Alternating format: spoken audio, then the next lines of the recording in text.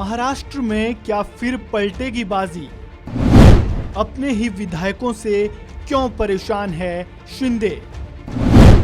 विधायकों ने एकनाथ शिंदे को दी 3 बड़ी टेंशन।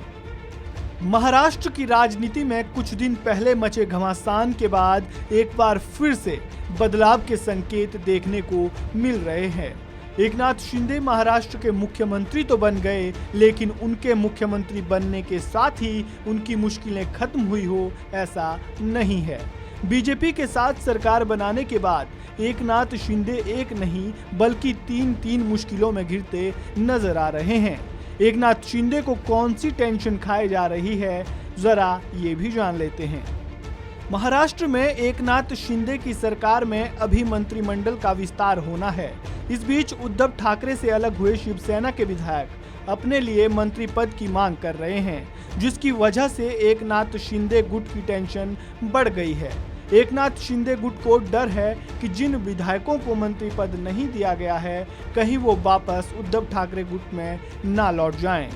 वहीं महाराष्ट्र में उद्धव ठाकरे गुट और एकनाथ शिंदे गुट में से असली शिवसेना कौन सी है, इस मामले पर अभी सुप्रीम कोर्ट का फैसला आना बाकी है। ऐसे में एकनाथ शिंदे की बड़ी चिंता यह भी है कि मंत्री पद पाने से चूके विधायक अगर उद्धव ठाकरे गुट में वापस लौटते हैं तो उनके ऊपर दल बदल कानून का खतरा मंडरा सकता है।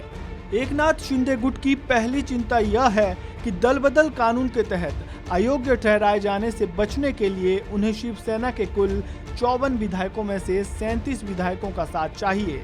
अभी एकनाथ शिंदे गुट में शिवसेना के कुल 40 विधायक हैं, लेकिन अगर 4 विधायक भी वापस उद्धव ठाकरे गुट में लौटे तो उनकी मुश्किल बननी तय है।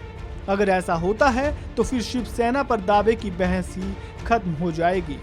बात अगर मौजूदा हालात की करें तो एकनाथ शिंदे गुट के 40 विधायकों में से अभी केवल 9 को मंत्री बनाया गया है, यानी 30 विधायक अभी भी मंत्री पद के इंतजार में है और महाराष्ट्र कैबिनेट में अब ज्यादा से ज्यादा 23 विधायकों को ही मंत्री बनाया जा सकता है। शिंदे गुट की दूसरी टेंशन यह है कि सरकार में सहयोगी भारतीय जनता पार्टी के हिस्से में भी मंत्री पद जाएंगे।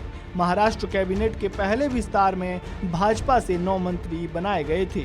माना जा रहा है कि कैबिनेट के दूसरे विस्तार में भाजपा को ज्यादा मंत्री पद दिए जा सकते हैं, क्योंकि गठबंधन सरकार में भाजपा सबसे बड़ी पार्टी है। वहीं अपनी पार्टी और बीजेपी के अलावा छोटे दल भी मंत्री पद की मांग कर रहे हैं। ऐसे में आने वाले दिनों में महाराष्ट्र की राजनीति किस ओर जाती है, यह देखना काफी दिलचस्प होगा। इस खबर में फिलहाल इतना ही। ताज़ा अपडेट्स के लिए बने रहें वन इंडिया हिंदी के साथ।